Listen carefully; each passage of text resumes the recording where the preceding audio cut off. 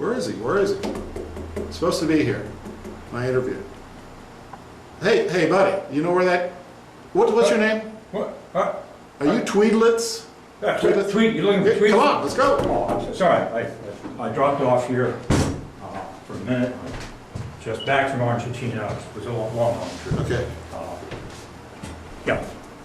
And what's your name? I have His Holiness. Well, it's an unusual name.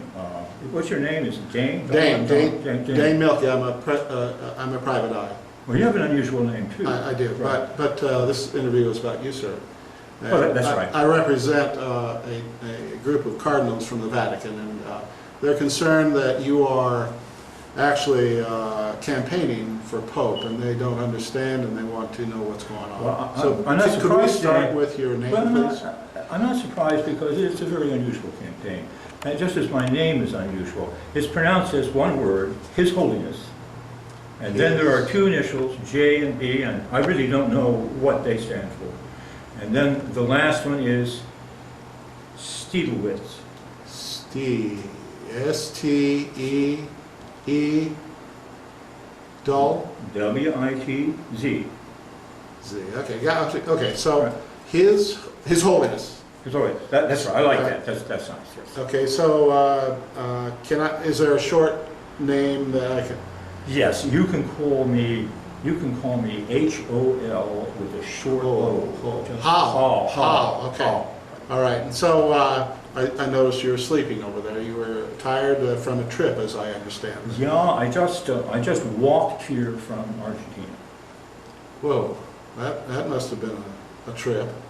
It was, but you know, I've been strongly motivated to do that. How I got into Argentina, I can tell you in a minute. But you have to understand where my motivation comes from, and it's really all there in that name. My mother, bless her soul, was very fond of the Pope. Now, she was under the impression that the Pope was an Italian movie star, and actually learned Italian in the hope that if he should make a film that was viewed here, she could watch it, but she was never able to do that. Later on, I found out that His Holiness was not a movie star, but an actual ecclesiastical official. But the name stayed with me. That's my actual first name. Now, you probably want to know why I'm coming from Argentina. Well, I know that you're attempting to become Pope. That's right. And you must have been heading for the Vatican. That's right. I was heading for Rome, and it's not easy to do when you don't have money. Now, my plan was that I would stow away on some vessel, and then arrive at Rome, and then trust a divine providence to somehow or other make myself available to the conclave of cardinals that was electing the Pope. But you have to understand how complicated this is, and you have to understand what excellent training it is for the sorts of complexities that a Pope has to deal with. If you're going to stow away on a boat, you have to get the right ocean.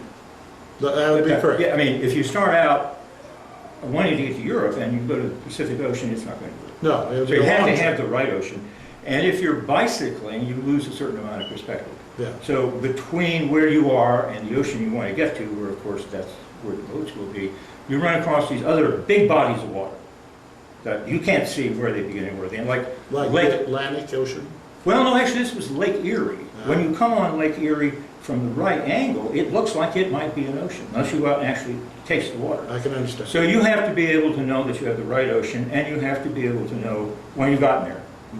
And then you have to be able to identify the right ship where you're going, and you have to have the kind of inside information that enables you to find a ship where you successfully I think we understand the problem. Right. So see how this you boarded the ship to the Vatican. I did, but that's actually where I made my critical mistake. I had picked the ship and picked the cargo crate in which I was to stay. It was half filled full of unmatched sneakers, but it was upside down. Now, when it was right side up, I later learned, it says Argentina. But when it's upside down, if you spell that name backwards, it sounds like an Italian name. So I thought I was in the right crate, and it wasn't.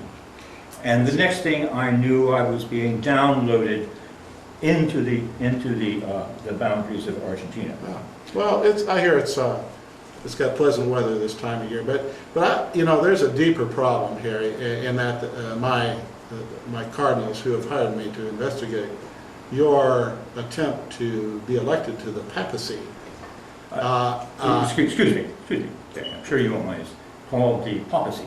Papacy. Some people say papacy, but I don't think anyone says papacy. Sure, you have quite the knowledge of that, and that's what I'm really getting to, your knowledge about Catholicism, because the cardinals inform me that popes don't get elected every 4 years, and they die, and then they get elected. Some of them have been popes for 20, 30, 40 years, and really? They're worried that you have misconstrued the rules here. Well, I'm glad you mentioned that, Mr. Milkey. I didn't realize that. I thought it was like the presidency every 4 years. But I don't think that's really going to be a problem. The stresses on the Pope these days are so great that they're not likely to live a long time, and then they have a way of dying mysteriously in ways that I don't want to go into. And there's the additional incentive that nowadays, if you're a Pope, you almost certainly make saint. Uh-huh. You know about saints, right? Yeah, they get special privileges. Well, the thing is, you can make saint, but you have to be dead. So that's a powerful incentive to choose an older pope or to hasten his demise. So the cardinals can move up quickly.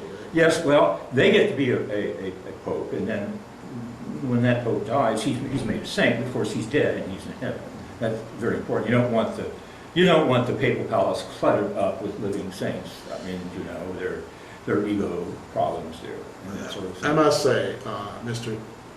Stielenwitz, I don't know Catholicism very much, but I think I would be correct in asking you, in the stead of the cardinals, you don't seem to know much about Catholicism. What is your theological training, sir? Well, what you have to understand, Dane, and what you have to tell your cardinals is that I represent a kind of new thinking in the Catholic Church. For sure. Yeah, well, I have discovered that a great deal that they go to a great deal of trouble to do is really not necessary. For example, you will have observed that the Pope is infallible. Yeah. Now, that's what they say. Now, a moment's thought will tell you that you don't need to learn things like theology or Latin or any of those other things if you're infallible. Oh, really? No. If for example, somebody asks you a question about the progression of the Trinity, if you're infallible, whatever you say is right. Sure. Right. So if you're saying it makes it right. If you're Pope. If you're Pope. Yeah. Now, some people think that it's a serious handicap, and when I tried to get backwards, this was a major complaint. They thought it was a serious handicap that I'm not Catholic. You're not Catholic? No. See, Dane, that's old think. That's not the new church. I could be Pope.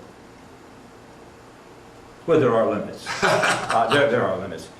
You see, what has not been understood until my friend, the ex-Jesuit Maximus Sophotinium, until he worked out the fact that if you're Pope, you're automatically Catholic.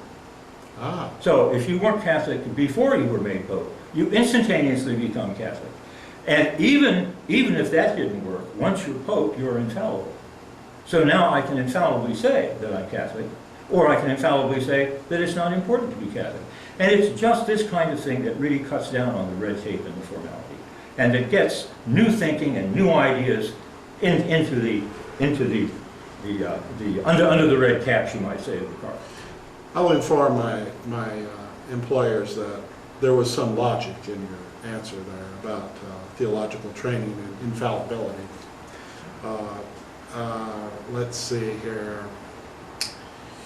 Which maybe we should explore some issues of the day. For instance, we have noticed in your campaign materials, we have information on you that you have something controversial to say about women as priests. Could you state for the record that I'm recording here that why you believe that women can be priests, or how could they possibly be accepted? Women have been popes. Oh, no, no. I'll bet you didn't know, No. Mr. Milky. Milky? Milky, yes. That's your name, Milky. Yeah, It's pronounced Milky. Milky, yes, Milky.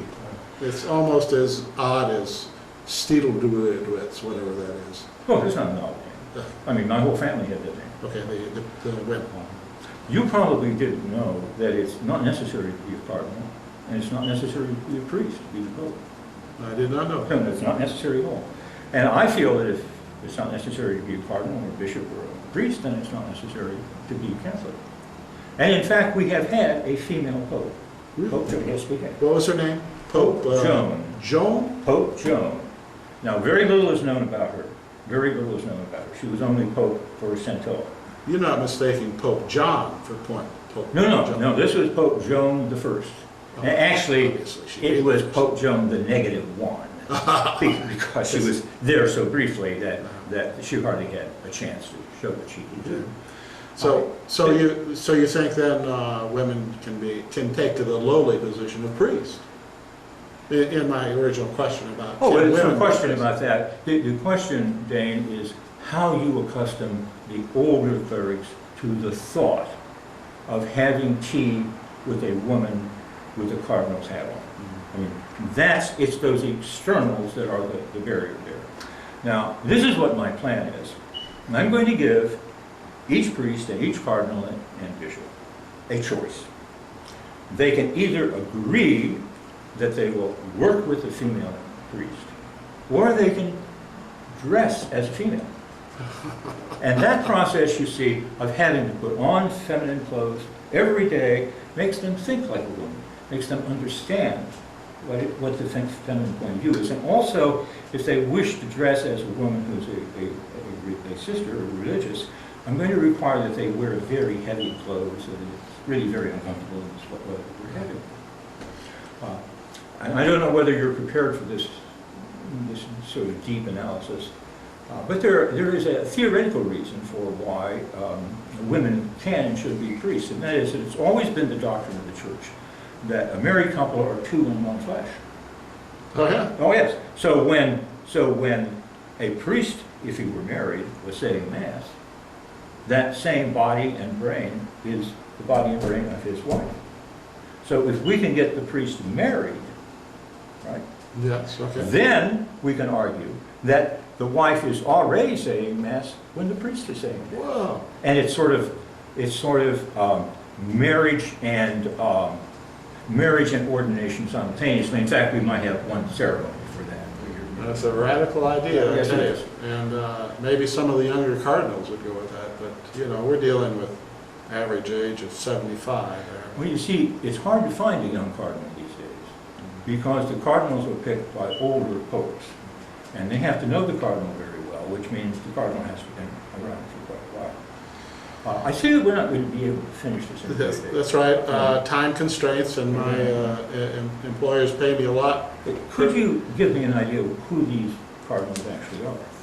No, really, I can. I'm No, you just just tell privacy. him. But I'm going to tell you about my report to them, and it will involve you. My consideration that, Before you do that, yes, if you could just get a message to them that if they could send me a few dollars for my new shoes and for my transportation over to Rome next time, it would be a great help. well, that sounds like a bribe. No, it's not a bribe. It's not. Or a conflict of interest. They invest in you, and then they have to vote for you. Well, they don't have to vote for me. They just have to get me over there. I mean, I don't want to go through the Argentina bit anymore. And I am still trying to get rid of those tennis shoes and sneakers. I mean, they are not, unmatched sneakers are not very popular. Sorry. Well, I I think the interview is concluded here, and I'd like to thank whatsupkansascity.net for the use of their studios and the cameraman for tolerating your rather crazy ideas, but I appreciate your giving us some time, and good luck with your candidacy. What's up, Kansas City? We are Cascade Media Group. CMG is calling all small businesses, organizations, solicitors of products or services that would like to reach their KC Metro viewers and would like our help. We produce commercials, promote, advertise, and film events. Not to mention display company banners, including a link to your website on either of our sites. That's whatsupkansascity.net, the premier outlet for Kansas City. Or CascadeSports.tv, home of the student athletes. If you're interested, contact CMG at 816-389-0259. Or email us at mgcascademediagroup@hotmail.com. And remember, It pays to advertise.